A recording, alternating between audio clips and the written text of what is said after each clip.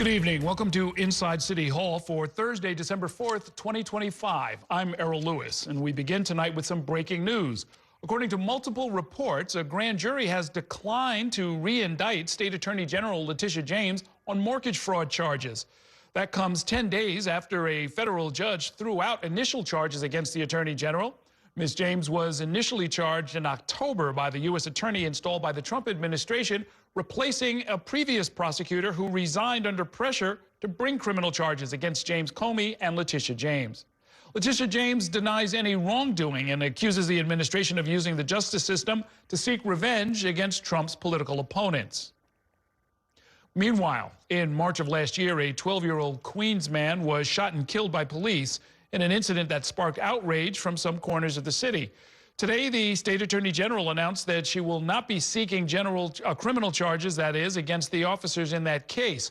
Our Courtney Gross joins me now with more. Good evening, Courtney. Good evening, Errol. This case, the shooting of 19-year-old Win Rozario, really disturbed and shocked much of the city. And the state attorney general, Leticia James, decided today that she would not be seeking or bringing criminal charges against the officers in this case, a case that really shined a light on how the city and the NYPD in particular respond to mental health crises in the city.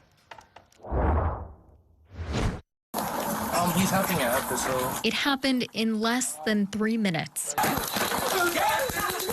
March 2024, officers Salvatore Longhi and Matthew Cianfrocco arrive at 19-year-old Win Rozario's home. Rozario experiencing a mental health crisis. He had just called 911 on himself. I think my son is on drugs and he's acting that erratic. And within minutes, he picked up a pair of scissors, and officers fired 5 times in front of his mother and little brother. Get out of the way! Now, 20 months later, the state attorney general's office has concluded its investigation into the incident, and it has determined it will not pursue criminal charges against the 2 officers who shot Rozario. The report found the use of force justified in this case, as Rozario had come at them initially with a pair of scissors. It states it was reasonable to believe the officers feared Rozario would come at them again, and investigators could not disprove that fact beyond a reasonable doubt. We all deserve safety in our homes and communities. For months, advocates and the Rozario family have been calling for the Attorney General's office to pursue charges against the officers in this case, a case that shook the city in the spring of 2024. The family has since sued the city. In a statement on Thursday, the Rozario family said State Attorney General Leticia James's cowardly decision not to indict NYPD officers Matthew Cianfrocco and Salvatore Longhi for murdering our beloved son and brother Win Rozario feels like we're watching Win get murdered all over again.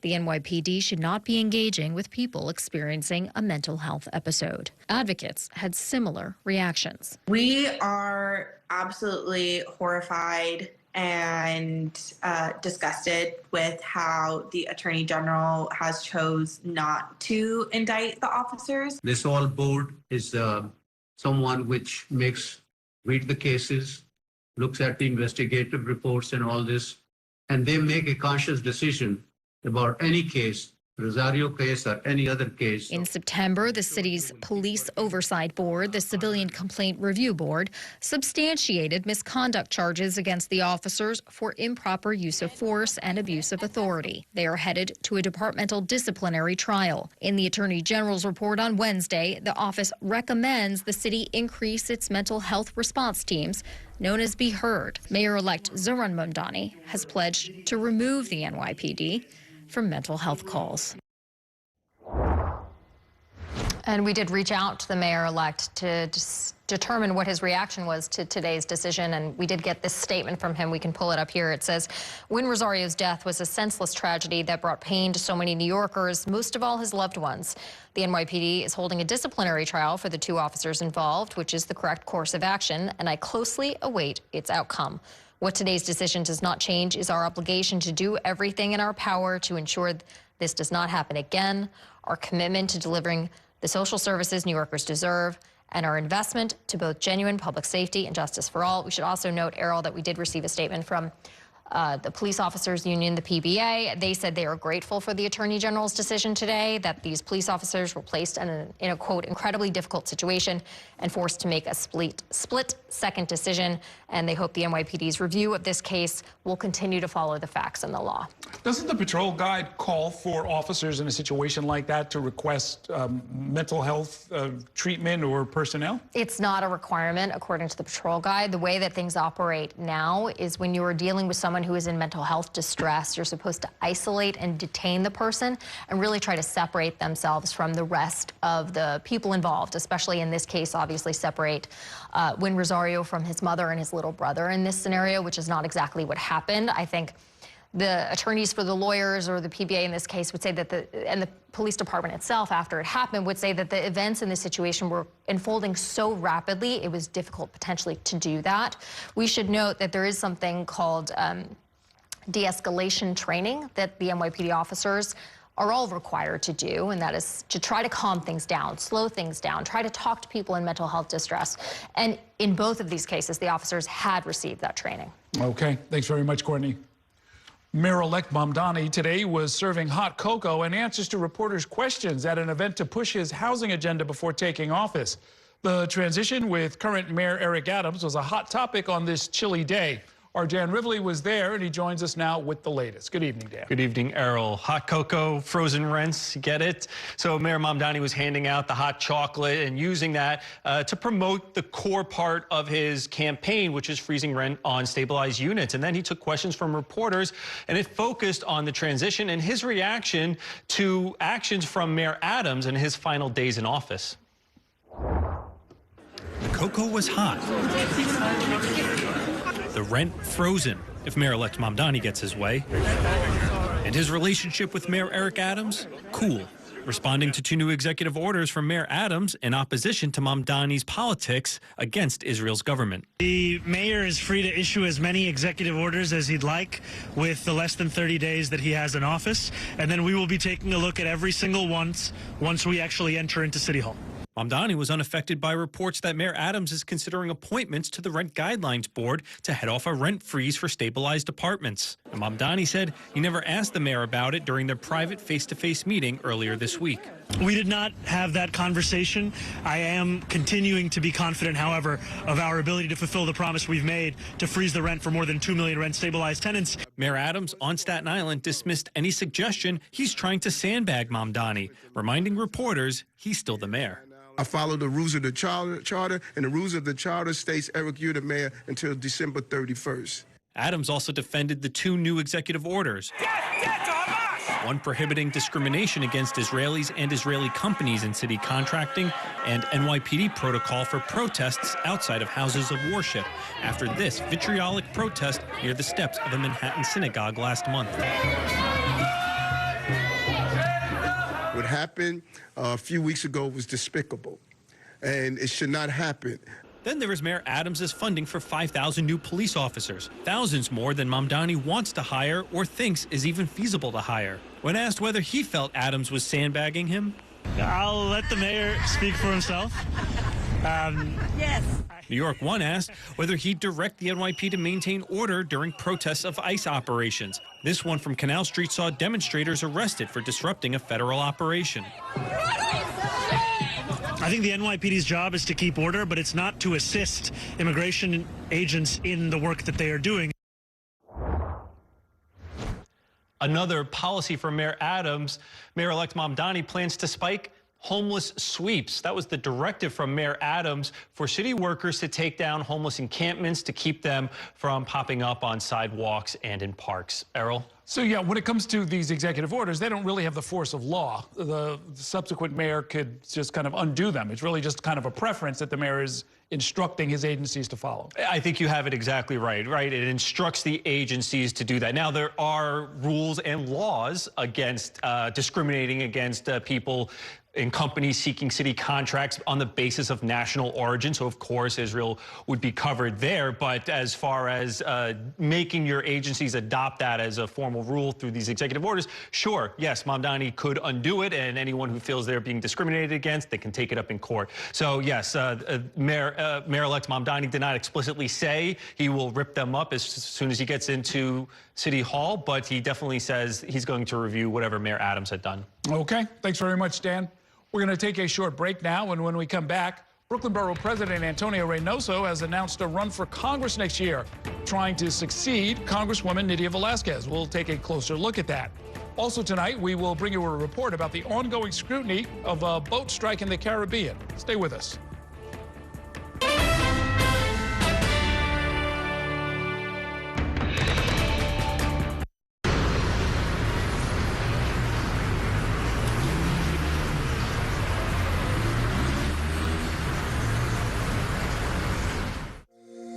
Every day tells a new story. At Mornings on One, we're dedicated to bringing you the stories that matter most to start your day. With in-depth coverage of the day's developing news. I'm Pat Kernan. Here are the stories we're following this morning. And weather updates every 10 minutes. Some morning sunshine possible, clouds take over. It's our responsibility to get you the information you need before you head out the door. Mornings on One, weekdays starting at 6 on the Spectrum News app. Free for Spectrum customers. Spectrum TV, isn't that only live TV? No, it's only all my favorite streaming apps with live TV. Okay. It's only all included at no extra cost. And that's the magic of math. Will this be on the test? Sure. Why not? It's only one simple payment for all our TV. We gotta simplify and win. Winning is equally important. If not, more so. Yeah! Only Spectrum TV, fixed TV. I'm Sandra, this is Jorge, and we were adopted in 2019. I remember when they first came to us, Michael was already a teenager. The whole cliche of, they're so lucky to have you guys, and it's the other way around. They have changed our family for the better. They chose to love us. They didn't have to. They chose us. Family. Learn about adopting a teen from foster care. You can't imagine the reward. Visit adoptuskids.org. And that's a look at some of what's in the papers this morning. You're done with the sports section. Today's story is about the latest chapter for a beloved local business. It's a beautiful day with temperatures in the 60s, but showers are expected in the next hour. In a city that's always on the go, it's important to stop to hear the stories that connect us. The news that matters to New Yorkers. That's what brings us together. That's Mornings on One. Weekdays starting at 6. Exclusively on Spectrum.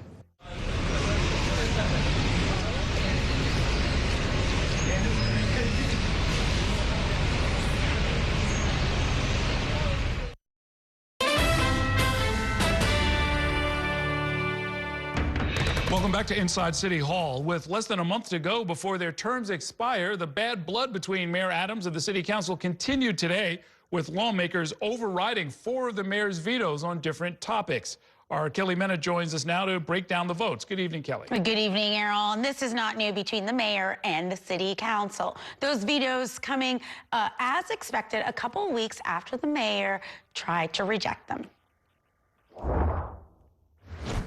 Madam Speaker, the council votes to override the mayor's vetoes with 2/3 voting in the affirmative. That was the moment the council overrode 4 Mayor Adams' vetoes. The move is a reminder of the ongoing tension between the two sides of City Hall. This council has remained steadfast in protecting New Yorkers and putting their interests first. And today is just another example of our commitment. The overrides were over legislation covering pay equity, payments to nonprofits, and the city's rental assistant vouchers, known as City FEPs. The legislation would require that rental contribution not exceed 30% of the household monthly income, amid new rules that would have increased the contribution to 40%. Let me be clear, there is no New York without working people. It's our responsibility as government to ensure that all New Yorkers can lead lives with dignity, opportunity, and safety. City Councilwoman Tiffany Caban, who sponsored the bill that would require big corporations to submit annual reports on pay data, applauded the overrides. I'm proud to join my colleagues today in overriding his bid to impress the billionaires he's soon going to need a job from. And when we shine a light on inequity, we create the conditions to end it. Despite the overwhelming support for the bills, there were some concerns. I'm all for the data, but I just want to warn people it could be a major burden for some of the employers. Councilwoman Gail Brewer and Councilmember Mercedes Narcisse both expressed reservations over the reporting requirement on pay equity.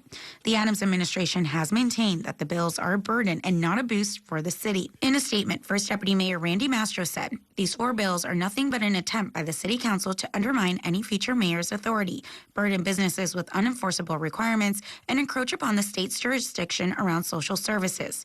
As we round out the year, we hope that the City Council will work with us on meaningful changes to make New York City a safer and more affordable place to live." Former Speaker candidate Councilwoman Crystal Hudson pushed back on the administration's criticisms. Our responsibility is not to protect any mayor's legacy, it is to protect New Yorkers. These bills passed with overwhelming support because they address real needs in every district represented in this chamber. And ironically, Mayor Eric Adams came back into town just in time before those veto overrides happened, coming back from Louisiana from a trip away, Errol. And so, look, I'm sure the council members, they appear to be very happy that they got their way, but in some ways, this does not point to the functionality of government, right? I mean, they're in the same building, they're supposed to be negotiating.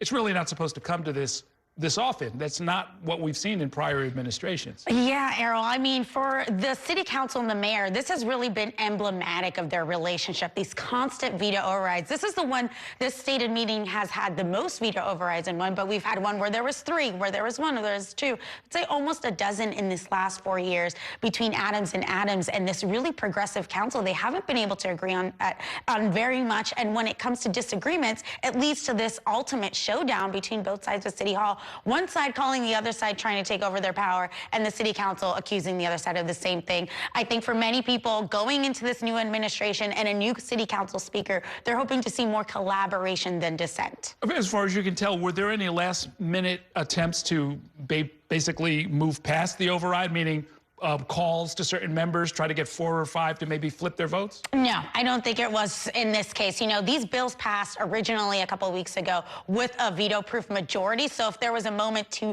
change votes, it was at that time and in that effort that they should have done those things. Okay, thanks very much, Kelly. I'll be talking more about this later tonight when I'm joined by City Council member Diana Ayala. Also tonight, Brooklyn Borough President Antonio Reynoso has set his sights on Washington, D.C. Today, Reynoso launched a campaign to represent New York's 7th Congressional District, where incumbent Nydia Velázquez is set to retire in a year. And while he is the first candidate to enter the race, Reynoso could soon face an opponent who seems to be a favorite of the mayor-elect. Our Ayanna Harry spoke one-on-one with Reynoso today and joins us now with the details. Good evening, Ayanna. Good evening, Errol. He's known as a son of South Williamsburg and as a son of immigrants. He wants to go to Congress to work towards abolishing ICE, but Antonio Reynoso could be in for a tough fight in his effort to represent New York's 7th Congressional District.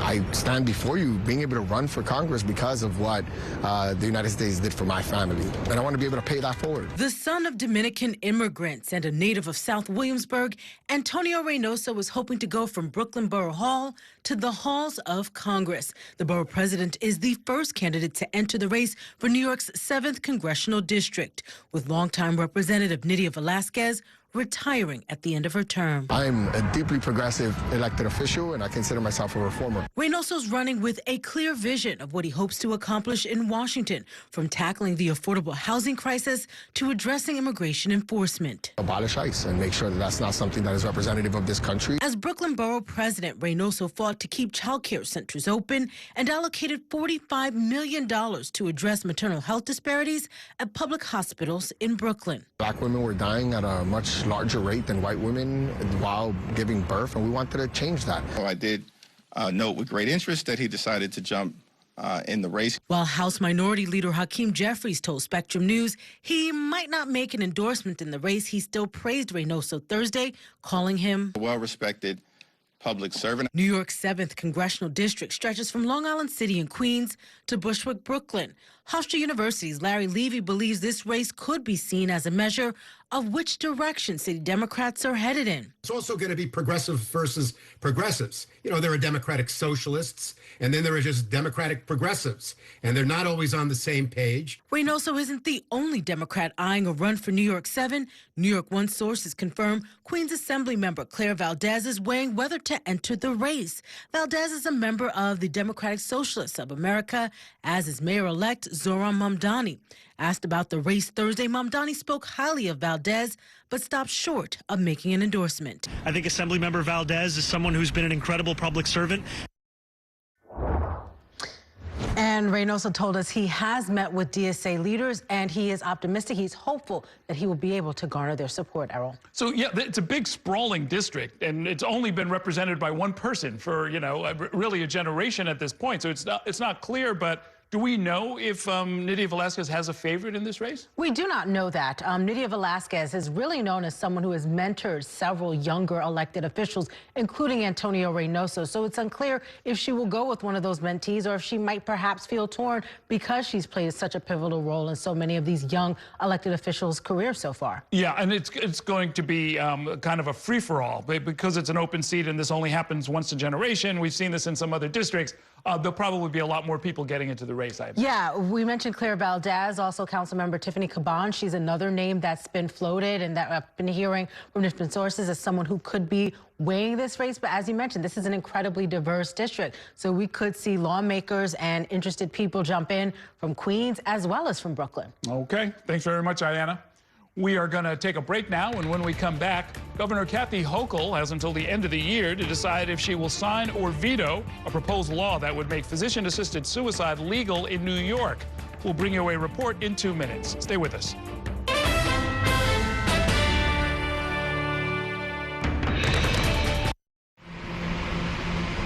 Stand clear of the closing doors, please.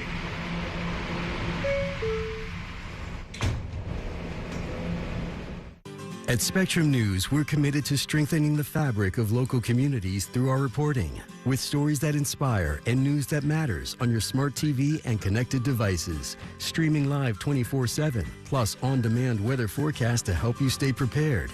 It's all there as you step outside with the Spectrum News mobile app, keeping you informed and in the know throughout your day. Spectrum News, free with your Spectrum subscription, exclusively for Spectrum customers, now available on your favorite devices. It's only a hike. It's only made possible by Spectrum Business connecting healthcare providers of all sizes. Like hospitals relying on the Spectrum Fiber broadband network with industry-leading reliability. Practices keeping patient data safe with advanced security. Pharmacies accessing records in the cloud without fail. It's tailored connectivity solutions built for life-changing moments. It's only a hike. It's only everything. Spectrum Business. Mom was always organized, but she started forgetting to pay her bills on time. And she'd buy the same gifts over and over. Telling the girls about my Alzheimer's diagnosis was really hard. At first, we had our cries, but then we were like, okay, let's make a plan. Early detection gave us time to adapt together. It's so important for you to think about what you can do and making the most of what you have. If you or your family are noticing changes, it could be Alzheimer's. Talk about seeing a doctor together. From my time growing up in Queens watching New York One to my time reporting here, I've seen how quickly a story can change. At News All Day, we bring you the news as it's happening, from around the boroughs to local government to your neighborhood. Because our city never stops moving. 3, 2, 1. Hi, I'm Shannon Ferry with the day's developing stories. But first, stay up to date and informed with News All Day, weekdays from noon to 4.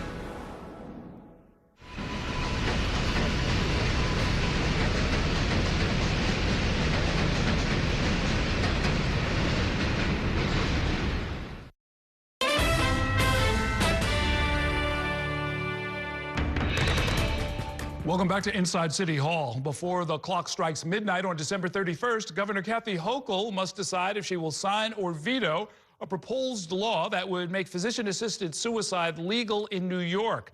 The bill is backed by family members and advocates of loved ones with terminal illnesses, but it is opposed by a handful of medical groups and by the Catholic Church.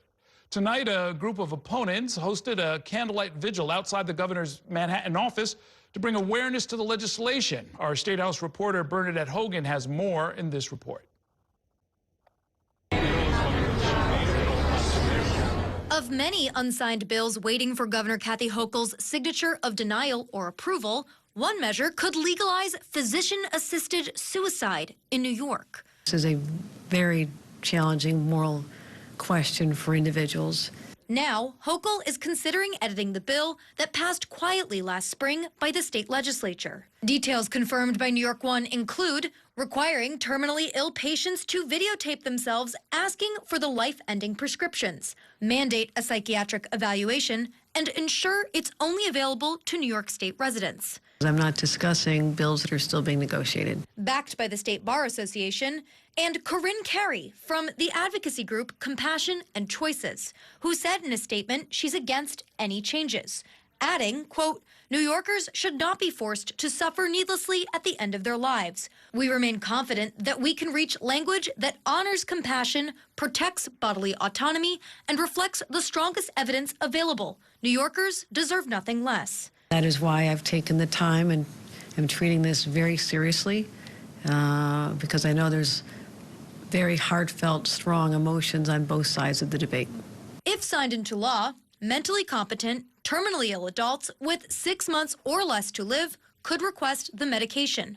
Witnesses, not related to the patient, who don't stand to benefit from an inheritance following their death, would need to be present. And 2 doctors must sign off. We have to continue to give a positive witness, be prophetic voices. Opposed by the Catholic Church, medical and disabilities rights groups, some held a rally against the bill outside Hochul's Manhattan office on Thursday. The governor has had tremendous work in suicide prevention, and signing a bill like this that puts our most vulnerable neighbors in danger of being abandoned by their doctors is counter to everything that Governor Hochul has been doing. Arguing the proposal presents a slippery slope. Whether you can't afford it or you can't access the treatment for it, it can become terminal. If you don't manage your diabetes, that can be a terminal condition. Pointing to data from Oregon, where the law has been on the books for decades. For reasons of disability and not wanting to be a burden on their loved ones.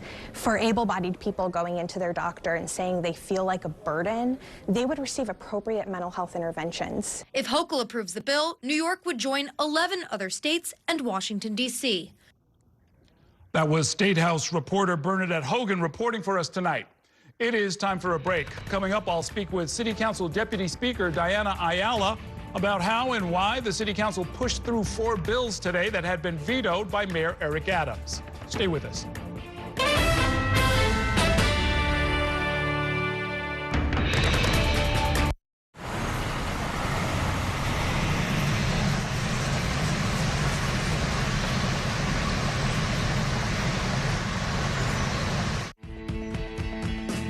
In Focus with Cheryl Wills, a weekly show discussing decisions and potential solutions for issues making an impact in your community and your city.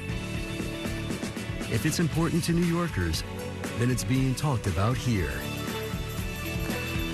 In Focus with Cheryl Wills, Sunday mornings at 10:30 on New York One.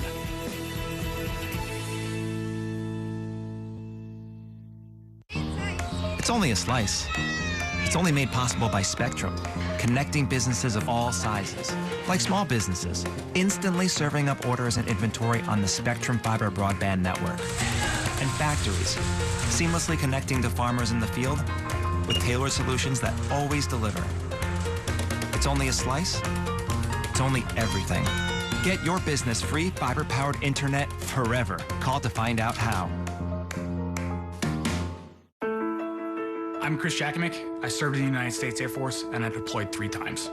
So in 2017, I was serving as an Air Force First Sergeant. Our motto in that role is my job is people, everyone is my business. But unfortunately in that year, I would lose my own brother, Lance Corporal Adem Bunkeddeko, to suicide. The majority of veteran suicides are from guns. I store my weapons securely, not only for myself, but for my family.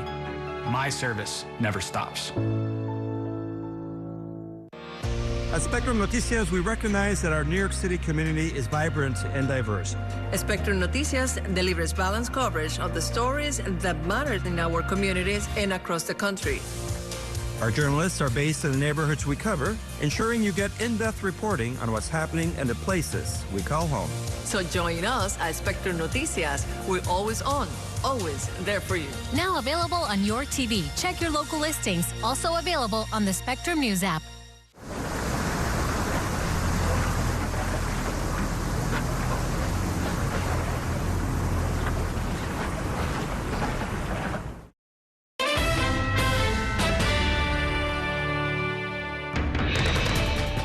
Welcome back to Inside City Hall. As we reported earlier, City Council lawmakers voted to override 4 bills that were vetoed last month by Mayor Adams. This comes with just weeks left in Adams' term and could be the final chapter of his ongoing battles with the City Council. One of the 4 pieces of legislation would have capped rent contributions from city housing voucher recipients. Joining me now to talk about that and much more is the lead sponsor of that bill. It's Deputy City Council Speaker Diana Ayala, whose district includes parts of northern Manhattan and part of the South Bronx. She's also the chair of the Committee on General Welfare. Welcome back to the program. Good to see you. Always happy to be here, Earl. Explain what went on with this housing voucher bill. As the chair of the Committee on General Welfare, which deals with things like rent assistance and homelessness, why was this specific legislation important, and what was the controversy all about? I mean, this is a very important bill to me, having been the recipient of, voucher programs such as Section 8 and the first iteration of the City FEPS voucher, which was the JIGGS program. I know, really well how much 30% of my income, was, meant to me, right? It was a lie because it's a gross income that they're calculating. And so half of my, one of my checks of the month went on paying rent.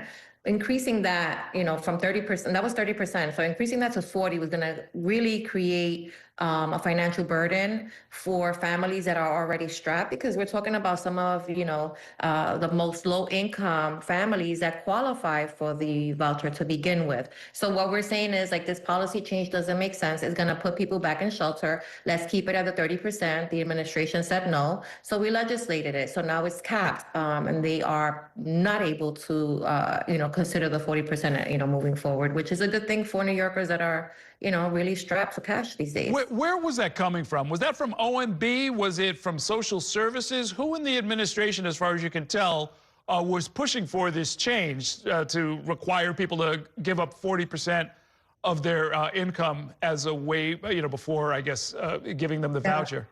I think it was both offices. I think that they have been, communicating about how to make the program sustainable. The program is growing, very rapidly. It is the second largest subsidy program in the city of New York. So there is reason to be concerned about, how we're going to continue to fund this moving forward. But I just, we didn't feel that this was the right approach. We felt like, we agree with you. We need to figure and identify funding sources. Not in this way, though. This way would just be detrimental and could possibly, force families back into shelter. We have only a few weeks left until a new administration takes over. The mayor has not spent a lot of time here. He's been off to, Albania and Israel, Uzbekistan, New Orleans. What's the feeling in the council about all of this? What's he up to? I don't think that we care anymore. I think that we gave up on that a long time ago. And I think that the relationship between the council and, the administration has never been, a good one. From the beginning, they set a tone that, they were, free to legislate and change policies at their discretion, and they didn't need us. And so I don't think that there's any love lost on this side, and we haven't missed him. You're going to be leaving office in less than a month after 8 years in office. What will you be doing then? 8 years in office and 20 years in the council. It's going to be very bittersweet. I love the work that I do. I'm very grateful for the platform to be able to move issues that have impacted me and my family and continue to impact many members of my community. And I'm exploring several options. I want to be able to do something that, I'm happy doing and something that's meaningful and actually effectuating change. What would you say to other young people who are considering public service, either at the staff level or as an elected candidate? I would say that this is the best thing that I've ever dared to do.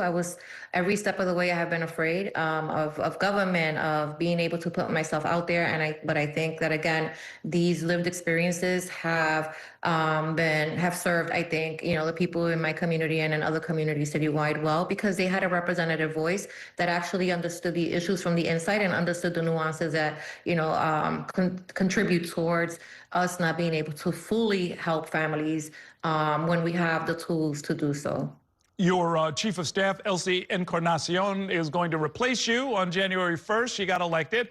What's your main message to her in particular about what needs to be done in your district?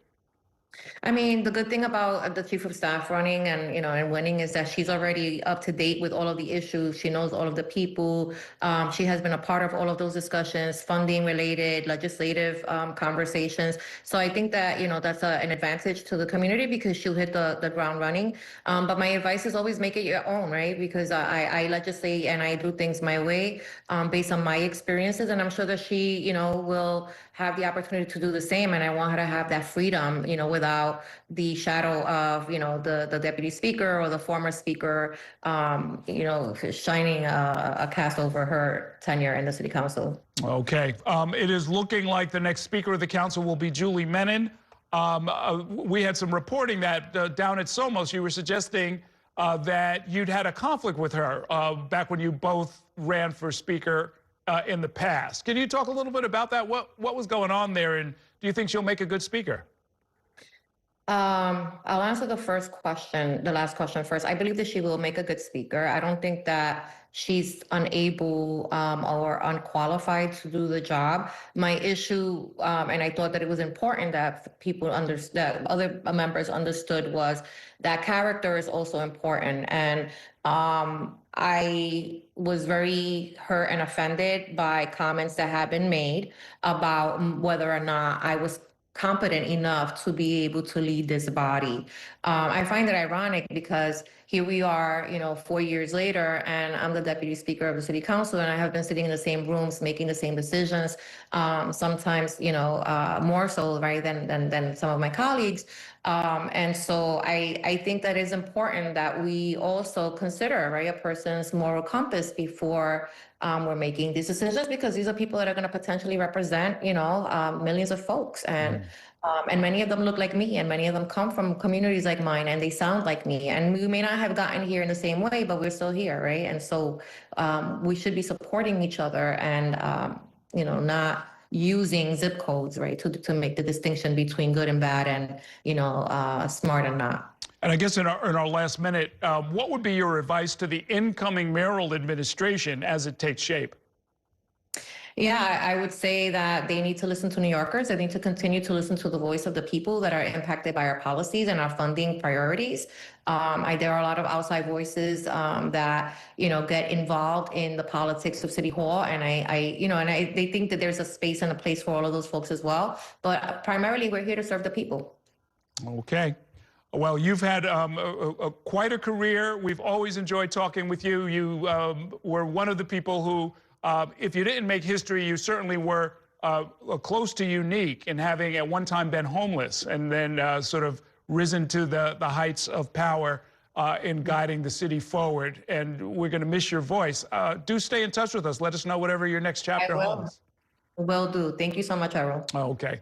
We're going to take a short break now. When we come back, a Navy admiral told lawmakers today that media reports about Defense Secretary Pete Hegseth's orders to kill survivors of a boat strike were not accurate. We'll bring you those details in 2 minutes. Stay with us.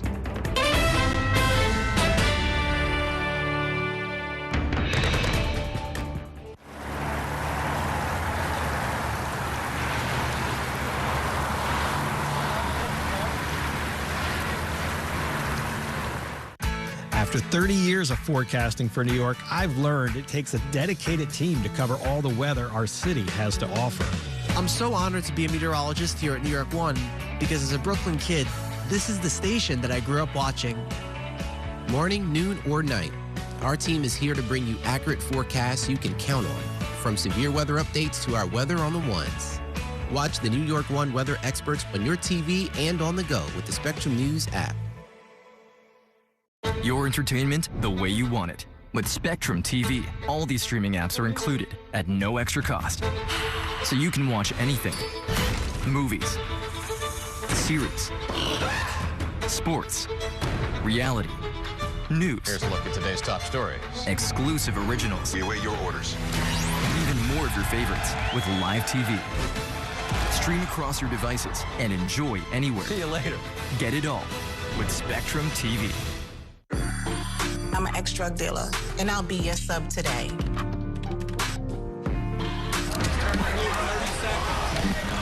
Two milligrams of fentanyl can be lethal. A lethal dose is in here. Who gets it, I won't know. It's cheap, it's potent, and it's profitable. The sad reality is fentanyl is being mixed into everything now. More kitchen now.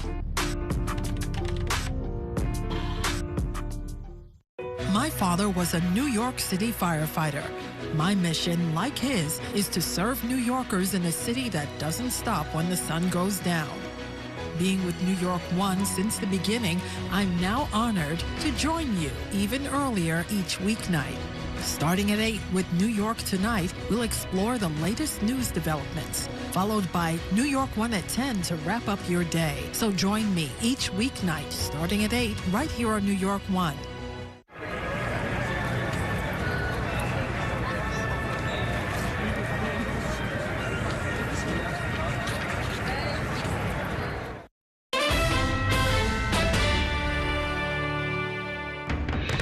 Welcome back to Inside City Hall. In Washington, D.C. tonight, military leaders showed lawmakers video of a controversial missile attack on an alleged drug smuggling boat. The attack has touched off a firestorm after 2 survivors were killed by a subsequent missile launch. The admiral who oversaw the operation told lawmakers that Defense Secretary Pete Hegseth never issued a kill-them-all order, as had been reported. But at least one congressman who saw the video calls it deeply disturbing. And that's not the only controversy swirling around the defense secretary. Spectrum News national political reporter Taylor Popolars has the details in this report. Navy Admiral Frank Bradley briefed lawmakers behind closed doors Thursday about the controversial follow-up missile strike on a suspected drug smuggling boat in the Caribbean. What I saw in that room was one of the most troubling things I've seen in my time in public service. Congressman Jim Himes, the top Democrat on the House Intelligence Committee, said the video of the September 2nd attack shows 2 survivors of the first missile strike in, quote, clear distress, which many experts say would legally forbid a second strike. Any American who sees the video that I saw will see the United States military attacking shipwrecked sailors. Bad guys, but attacking shipwrecked sailors. Senator Tom Cotton of Arkansas, the Republican chair of the Senate Intel Committee, offered a different take. The first strike, the second strike, and the third and the fourth strike on September 2nd were entirely lawful and needful. Defense Secretary Pete Hegseth has defended Admiral Bradley, saying the follow-up strike was necessary and legal. Lawmakers in both parties said the admiral claimed there was no, quote, kill-them-all order from Hegseth, which the Washington Post had reported, and Hegseth has denied. Hegseth faced another controversy Thursday as a report by the Pentagon's Inspector General on the Signalgate scandal was made public. It says the secretary's actions created a risk to operational security that could have resulted in failed U.S. mission objectives and potential harm to U.S. pilots when he sent details of an upcoming military strike in Yemen to a group chat on the messaging app Signal that accidentally included a journalist. Hegseth declined to be interviewed in the probe, claimed in a written statement he declassified all the information before sending it, and would not provide investigators his personal cell phone, which the messages were sent from. Hegseth posted online, no classified information, total exoneration, case closed. Democrats on the Senate Armed Services Committee disagree. Connecticut's Richard Blumenthal posted, any other Department of Defense employee would be fired, lose their security clearance, and would likely face prosecution for doing what Secretary Hegseth did. Most Senate Republicans are largely standing by Hegseth. They just never liked Pete Hegseth from the get-go, and it's just a never-ending stream of nonsense to try to undermine him, and it's not going to work. Hegseth has faced calls to resign since he took office in January, but President Donald Trump has continued to support him. Reporting on Capitol Hill, Taylor Popolars, Spectrum News. We're going to take a short break now. When we come back, I'll be joined by a candidate for state controller. Adem Bunkeddeko has entered a crowded Democratic primary field next year to challenge the incumbent, Tom DiNapoli. We'll talk about his campaign in 2 minutes. Stay with us.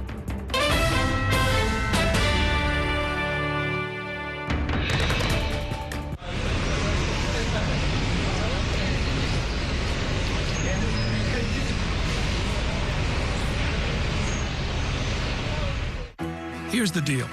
People need a place to explore national issues that have an impact on their community. To understand those issues better, we're bringing together our team of local political journalists from across the country to break down what's happening. So join us every week to catch up on the key stories making a big difference across the nation and in your local community. Watch The Big Deal with Errol Lewis Friday nights at 9 on Spectrum News New York 1. Available on all of your favorite devices exclusively on Spectrum. There's an international travel plan with Spectrum that was an additional $10 a month as opposed to paying a ridiculous amount per day for roaming fees. This literally felt like my old phone carrier was reaching their hand into my wallet and just helping themselves to some of my cash. I like having no surprises when it comes to my cell phone bill. And with Spectrum, that's been the case. So it's saved me a ton of money. Real customers, real savings. To see how much you can save, visit spectrum.com/save.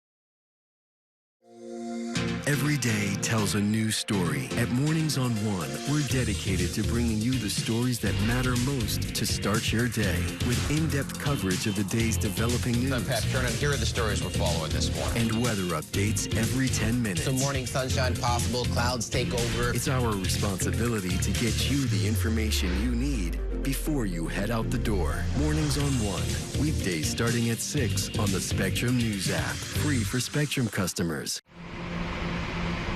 Stand clear of the closing doors, please.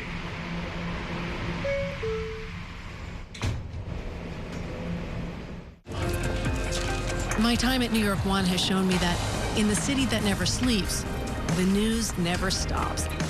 So as the day winds down, turn to the rush hour. Good afternoon, I'm Monica Kirkland. To catch up on the stories that matter across the 5 boroughs, with in-depth interviews from the city's newsmakers, plus the latest forecast.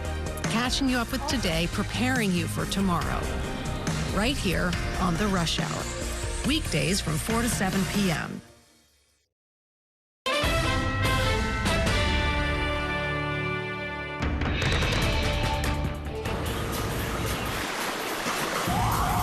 Let me ask you something. Do you know what the New York State Comptroller does? No. Should I? I notice it on the ballot sometimes.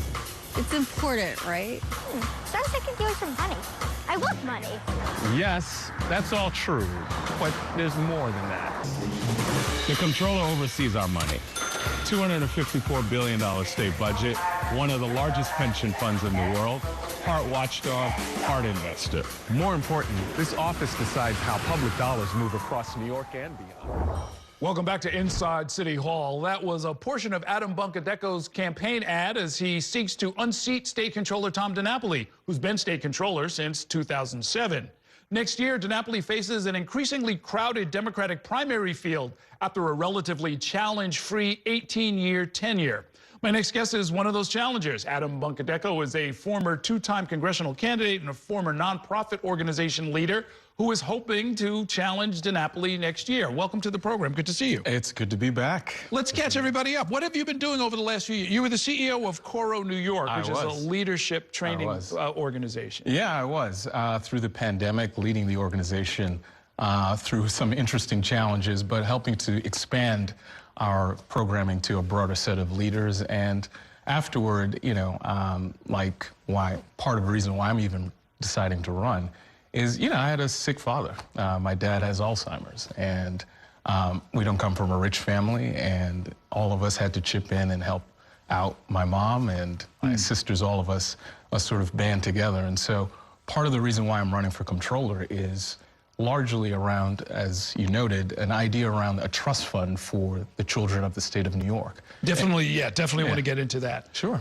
You mentioned your father, and I'm very sorry to hear about that. My mom passed from Alzheimer's. Very difficult on the family. My sisters and I all had to sort of rally together around that. Your last name, I know some of my viewers are wondering about it. Your parents are from Uganda. Yeah. The Ugandan invasion continues. Yeah, so they say. There aren't that many of us, but I'm glad we're represented here in, civic life. So. And how did they make their way here? My parents are war refugees from Uganda, Errol. I mentioned to folks before, my dad came here, $50 in his pocket, clothes he was wearing, extra set in the suitcase, worked at McDonald's, Dunkin' Donuts, janitor, the whole bit. Went to a detention center, came out, helped bring my mom. I was born at Elmhurst Hospital, and through their courage, their temerity, love, I went through the public schools, got a scholarship to go to prep school, then eventually Harvard Business School. Absolutely, the American dream in one generation, absolutely. Yeah. So why do you want this job? My mom was asking me the same question. But I think for me, it's really simple. You know, when I first came here to this show, I don't know, 2018, it felt I had probably more hair then. The issues around housing, opportunity, wages, prices, they have only gotten worse. And the comptroller has enormous financial authority to be able to handle and deal with these issues. And right now, that office is on the sidelines when it can be an active participant in trying to mitigate the challenges we see in building more affordable housing, also helping folks on the demand side be able to help pay their rent, being able to help give our children the opportunity to succeed.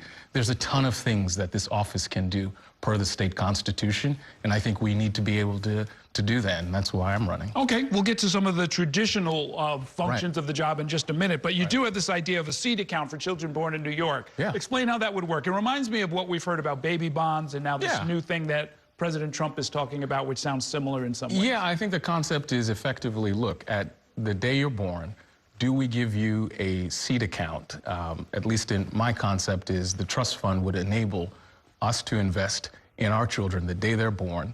You know, we'll call it $1,000 to $2,500. And over the course of time, at age 18, you can go buy a house, you can take care of a sick parent, you can start a business, or you can put a down payment toward your home. The idea is that this money, even if it's only a couple of $1,000s, would be compounding, similar to, say, a 529 account? Exactly, exactly. And look, I think there are a number of states who are evaluating. The Maryland State Comptroller, in fact, convened a panel recently to bring folks together around how to be able to do this in Maryland. So I think this isn't unique. I think New York can lead the way, and I think members of the Assembly and the State Senate, in fact, tried to bring legislation last year, and I think we can try to find that funding by investing unclaimed funds. If there's discussion about it going on in Albany, has the incumbent, has Mr. DiNapoli been part of that conversation? Not to my knowledge. Okay. Why do you think he's gone unopposed for so long? I think it's a function of the sort of culture of Albany. I think a long time, I mean, you know, Shelley Silver, Joe Bruno, those are the folks who helped choose him. And I think that culture is what has permeated in our politics for a long time. I think over the last couple of years, we have seen, as you have been a pretty astute observer of, I think that culture has changed quite dramatically, at least here downstate, but across the state as well. When talking about, I guess, the core functions of the office, the comptroller is the sole trustee of the Common Retirement Fund, which I think is close to almost $300 billion. Yeah. They had an estimated return of 5.84% over the last fiscal year, 10-year annualized return of 7.74%. Could you do better? Do you think that's an okay return? Yes. Well, I don't think that the 5.7 return, I don't think that's a good return at all. I think we can do better, but I think we can do better by also investing in the core sort of public goods that we need here in New York. Affordable housing. I mean, this is some of the most valuable real estate on earth. It's hard for us to imagine a world in which we can't honor our obligations to retirees and be able to be catalytic in creating more affordable housing. I think, too, in terms of being able to, again, bring hydroelectric power from Canada into upstate New York. I think we can not only revitalize upstate, but we can also make sure we're bringing down energy costs here in New York and in Long Island. Well, explain that. How are you talking about something other than, say, buying shares in Hydro-Quebec or one of the other? No, I'm talking about owning transmission lines. I mean, similar to the Champaign-Hudson Power Express that's supposed to bring power into from Quebec into New York City. I think we can do the same in upstate. I think doing those kinds of things, I mean, this is not uncharted territory. There are global pension funds that are doing this right now and making a lot of money for their retirees. So we can do the same here and also stem a lot of the structural vexing challenges on housing, on wages, on prices, and on opportunity. The comptroller is also something of a watchdog over the state budget. Yeah. Any particular areas or agencies or policies that you think need extra attention? Look, I think when you look at the issue that just happened in Buffalo right now, right? Mayor-elect Sean Ryan came to the governor and said, we need a bailout. I think that is a concerning situation in which the comptroller, again, not being on the sidelines, I mean, you look at the fiscal scores of each of those municipalities that are in fiscal distress, Buffalo's not on that list. And so that's a bit concerning that Buffalo is now coming to the state and saying, we need money. I mean, the state comptroller needs to be on top of that. So. Okay. Tell us, I guess, in our last minute about your path to victory. It's a big state. You're going to go to all 62 counties? I look forward to it. Yeah, Saratoga, Western New York, Capital Region. I mean, this is a wonderfully big, as you said, state. And I think its diversity is played out in many ways. I mean, Western looks a lot different than Capital. Capital looks a lot different than the Hudson Valley, looks a lot different than Long Island, than the 5 boroughs. And I believe you need to build a coalition that not only cuts across the East River, but goes up the Hudson. And I believe we are the campaign that's best equipped to do that. Okay. We will see you out there on the campaign trail. I'm looking forward to it. Best of luck. Thank you. Okay. Appreciate you. All right. That's going to do it for tonight's show. Thanks so much for watching and have a great evening. We'll see you next time inside City Hall.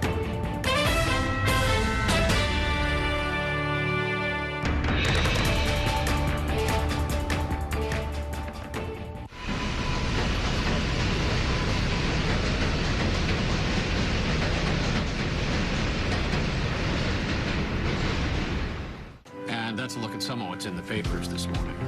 We've done with the sports section. Today's story is about the latest chapter for a beloved local business. It's a beautiful day with temperatures in the 60s, but showers are expected in the next hour. In a city that's always on the go, it's important to stop to hear the stories that connect us. The news that matters to New Yorkers. That's what brings us together. That's Mornings on One. Weekdays starting at 6. Exclusively on Spectrum. Your entertainment the way you want it. With Spectrum TV, all these streaming apps are included at no extra cost. So you can watch anything. Hey, brother. Be careful. Movies. I've got this condition where I don't feel pain. You're a superhero. No. Series. There was another murder in the building. Sports. Reality. Here's to a summer you'll never forget. News. Here's a look at today's top story. Exclusive originals. We await your orders. Even more of your favorites with live TV. Welcome into First Take. Stream across your devices and watch anywhere. At home or out and about. It's the entertainment experience you've been waiting for. Streaming apps included at no extra cost. Just got that, pal. Get a good look. With live TV and on demand. All together, all in one place for you to enjoy. It's whatever kind of adventure we want it to be. Get it all with Spectrum TV. At Spectrum News, we're committed to strengthening the fabric of local communities through our reporting.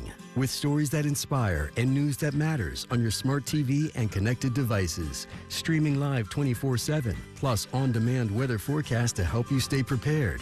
It's all there as you step outside with the Spectrum News mobile app, keeping you informed and in the know throughout your day. Spectrum News, free with your Spectrum subscription, exclusively for Spectrum customers, now available on your favorite devices.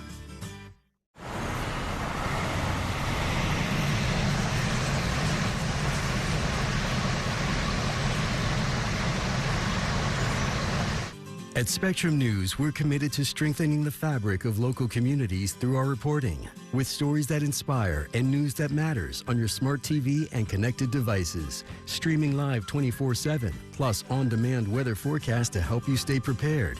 It's all there as you step outside with the Spectrum News mobile app, keeping you informed.